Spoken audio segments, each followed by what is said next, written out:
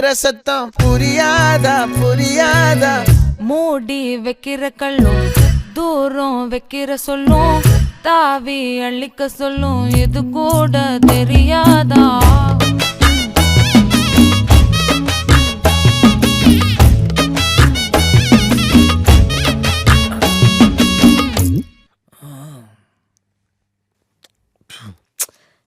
இப்பதான் குளிச்சேன். அதுல பரவாயில்ல.